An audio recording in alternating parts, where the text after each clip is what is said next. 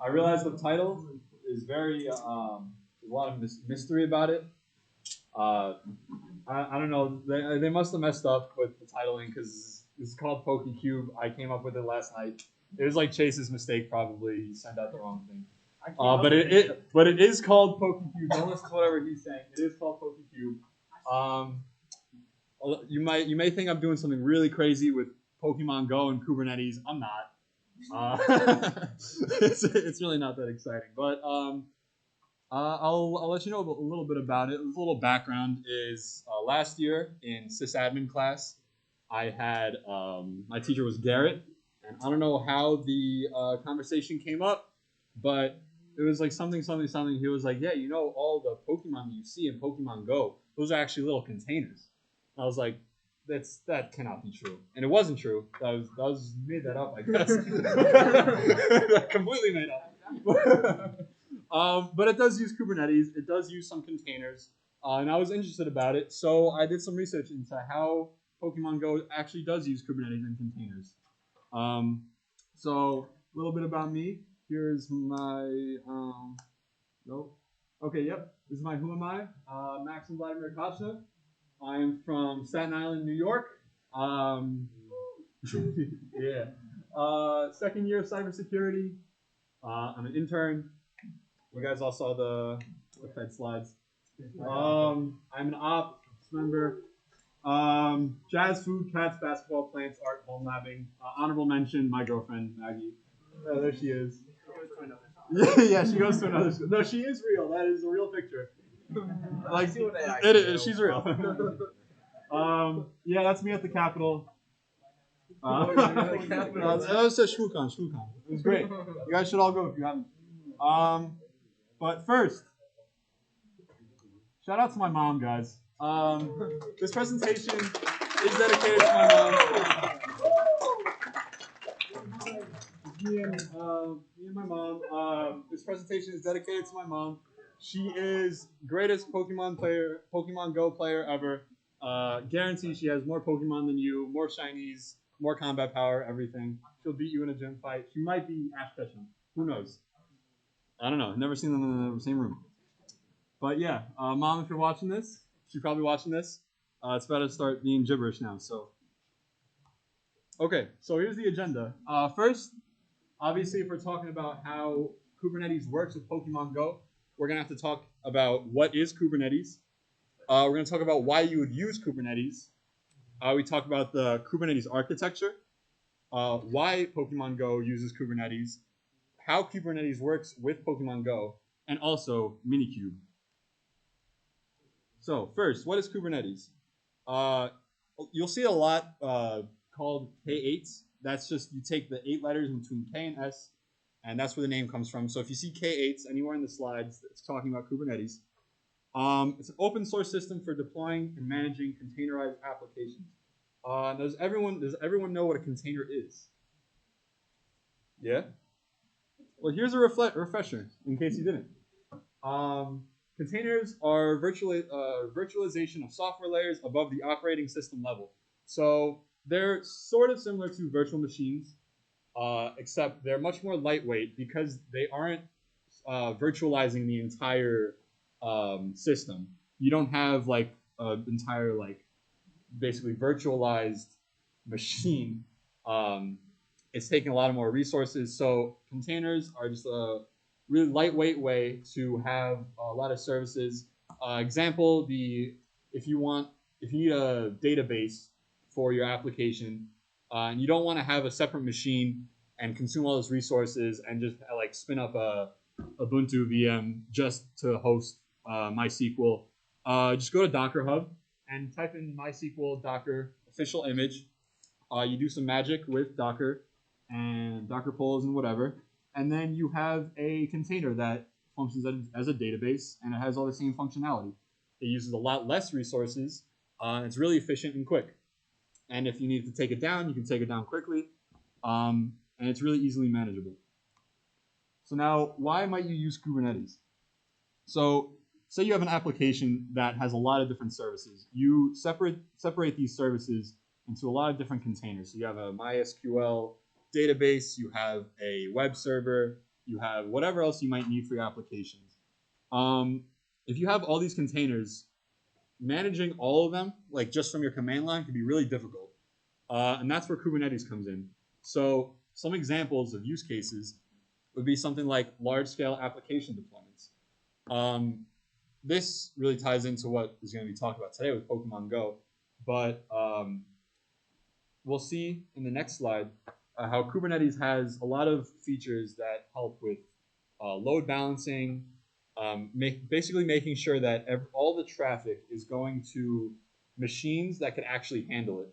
So if you're deploying to really big population, you've got a lot of traffic, it'll help receive that traffic in a way that's more efficient and it just keep your app running. And also microservice management. So say you have like a e-commerce website, you have a bunch of different services. You have your login, you have your shopping cart, I don't know, a bunch of different things that all need to communicate with each other.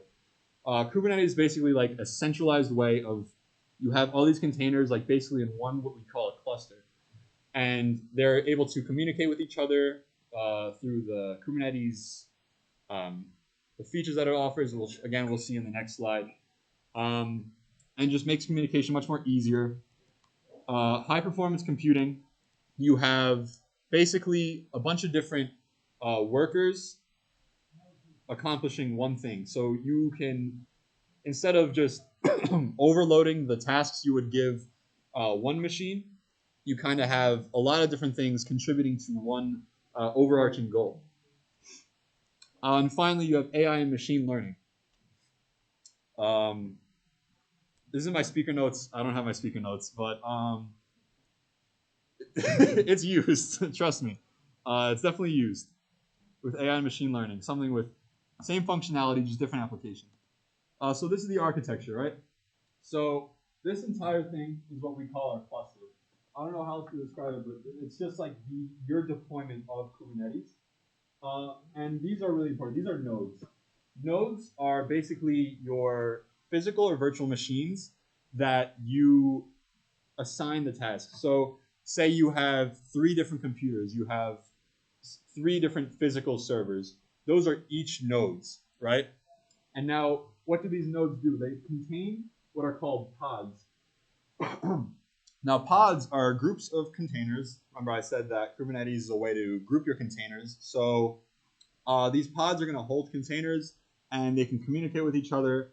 And basically, anything your services needs, they will be running on nodes. And now these nodes, the way that they're managed is, what makes Kubernetes so effective is that all these features in the control panel, like the etcd, that is basically a key value storage of your current state of the system and also your desired state of the system. So if you have, say, one of these nodes runs a service, whatever container you have, some kind of service, and it's really overloaded, it's like really pressed for resources.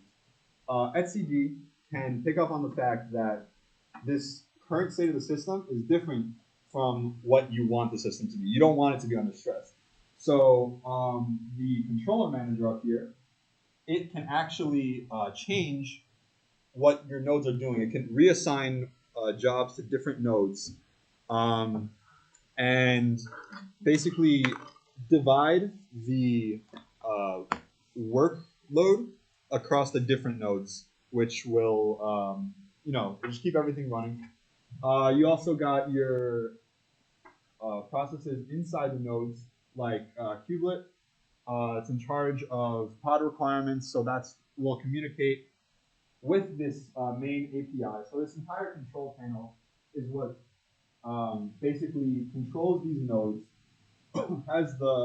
keeps everything in check, basically. And all the information from these nodes and whatever the pods are doing with their containers, it's going to go through this gateway, the API gateway.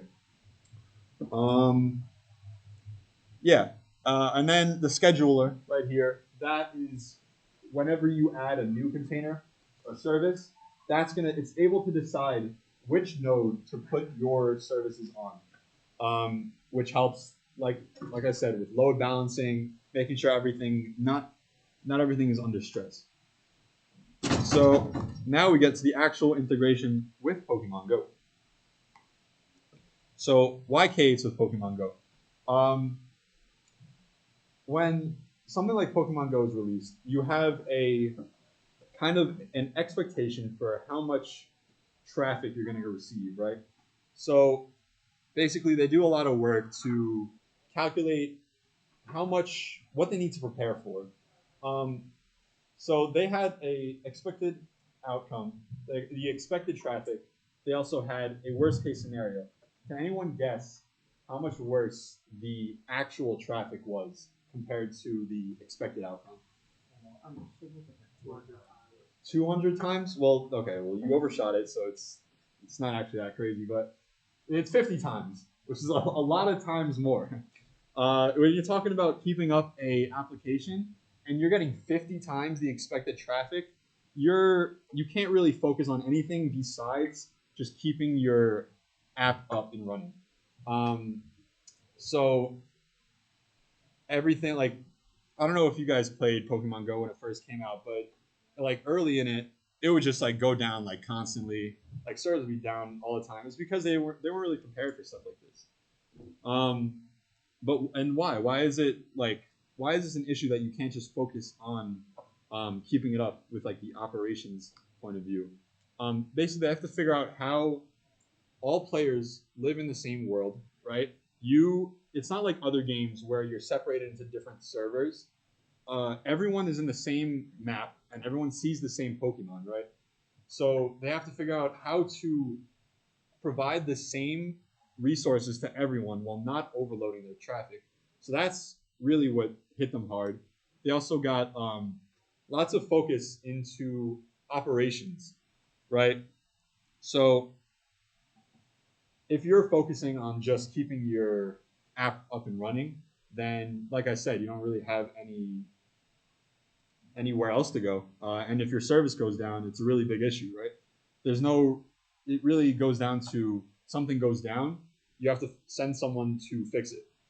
And also how to make updates without bringing everything to a halt. Everything would go down if you try and change it. So yeah, had them like this. You're not ready for that Pokemon Hitmonchan. So how does Pokemon Go actually use K8s? So originally they launched with Google Data Store. Niantic, the company that developed Pokemon Go, they were outsourcing to Google, right? They use the Google Data Store. So once they figured out that their actual traffic was way worse and that they needed something to handle it better, they talked with what Google calls their customer reliability engineering. And basically they worked together to figure out a way to say, how do we actually handle all this traffic while still providing all the services that actually make Pokemon Go Pokemon Go. Enter Google Kubernetes Engine, or GKE.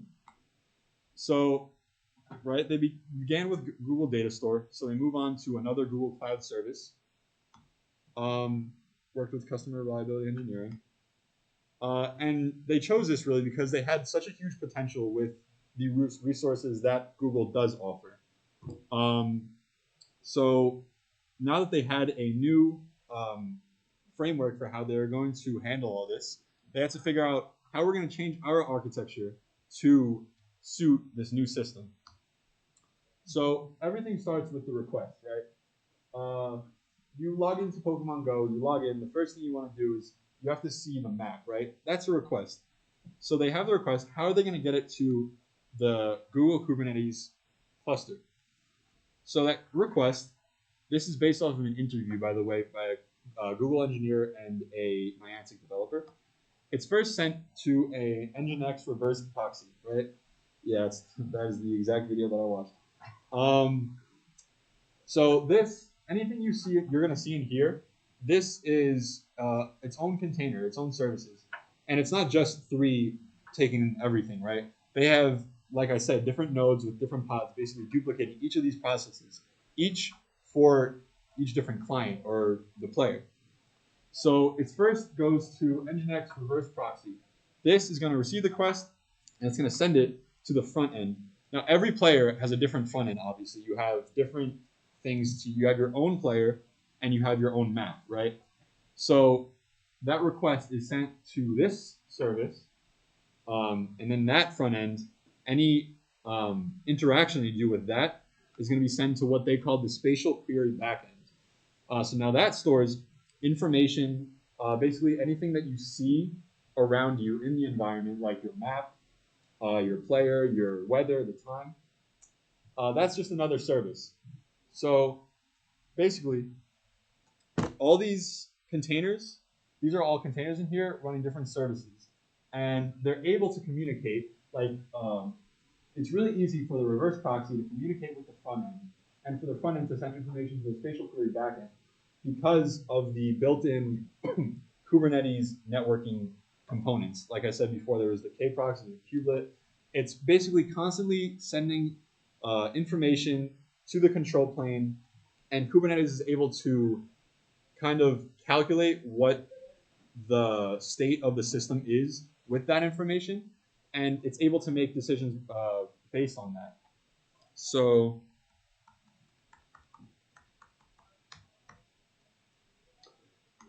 they also have something, they have their spanner database. Now this doesn't lay in the cluster itself, but it's able, the front end is able to communicate with it, once again, because of the networking capabilities that Kubernetes offers. So even though these are all different containers, they're able to seamlessly communicate, send information, and basically provide a lot of analytics that'll show to the Niantic developers all that they need to know to keep their app running. Continue some other things that it provided, right? You have basically going in what we talked about with the architecture. So the scheduler is able to decide to give pods to different nodes. So they have thousands of different worker machines living on the Google Cloud. And tasks are able to be assigned to these different nodes based on their resource requirements, hardware, software constraints, stuff like that. Basically to keep making sure that everything is running smoothly. You also have etcd, like I said before. They have their current state of the app, and they also have their desired state.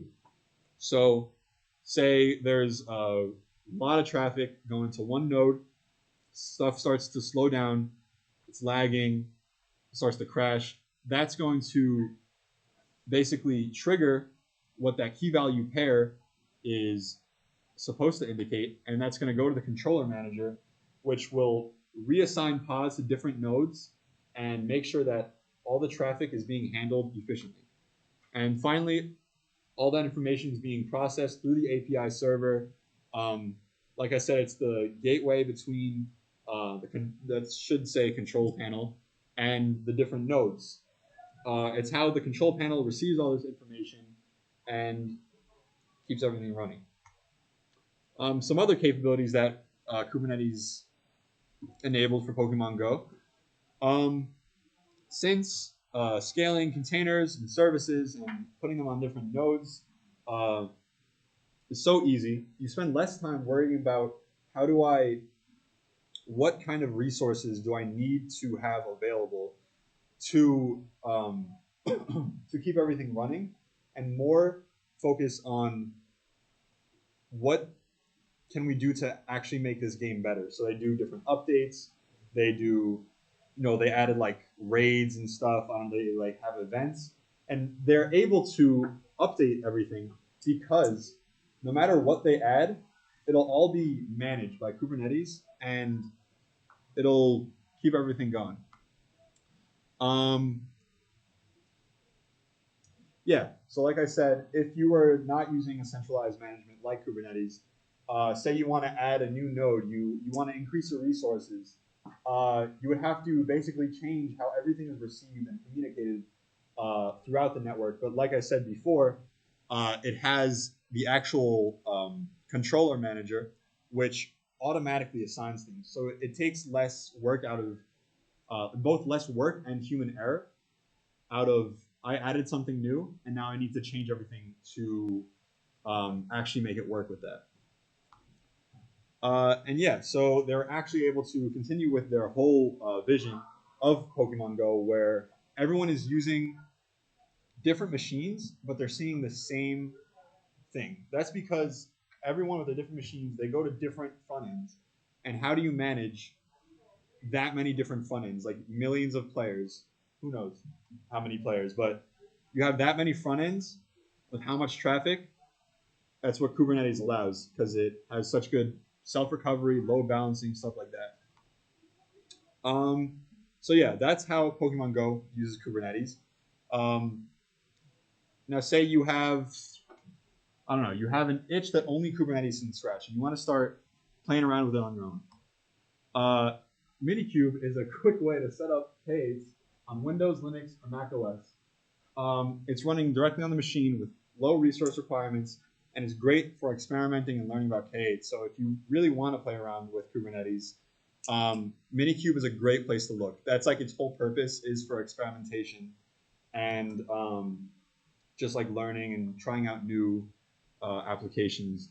If you're interested in that, you can ask me. I can show you some like resources that I was able to see about Minikube. It helps.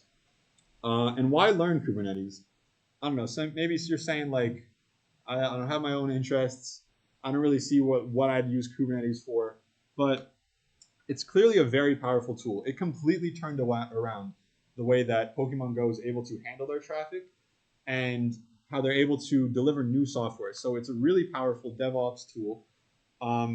And it just enables so many different things to actually make everything run smoothly. And because it's such a difficult topic to know about, it's really valuable if you do know. Much more efficient use of resources. This can save you a lot of money. You don't have to, well, maybe not you, but like whoever you're working for, they don't want to spend all their money getting new resources just to handle everything. It'll basically maximize your use of your existing resources. And yeah, centralized container management.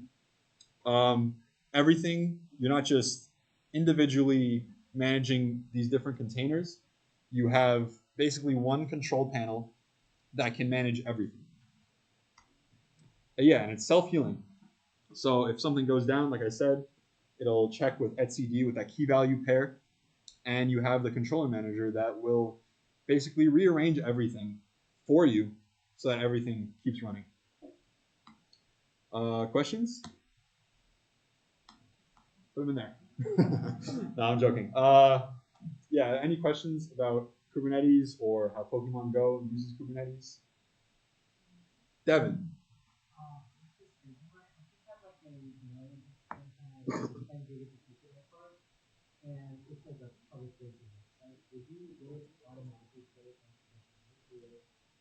Yeah, so the question was, if you have a node that has much faster resources or much faster, I don't know, capabilities than another one, can the controller manager know to put it there?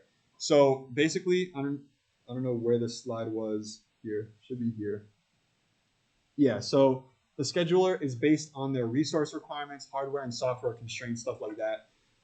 So these resource requirements are basically, I'd assume it's something that you outline yourself. So if you have a specific service that you need to have a lot of, you have a specific like idea in mind for how much resources it actually needs, so the scheduler will know that it needs to go to this specific machine that actually provides that, and it will be able to complete this task. Anything else? Yeah, Chase?